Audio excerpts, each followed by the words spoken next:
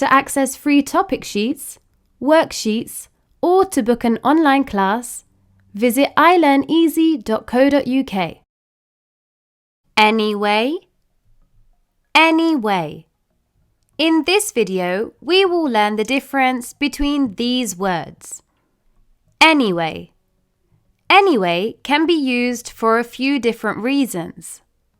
The first is it can mean regardless, nonetheless, or in any case.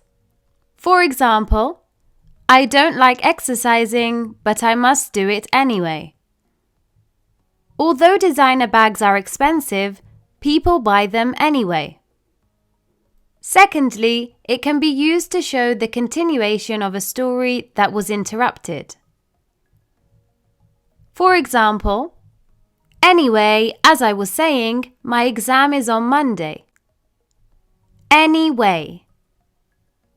This means by any means or in any manner. For example, although Andy crashed his car, he wasn't hurt in any way.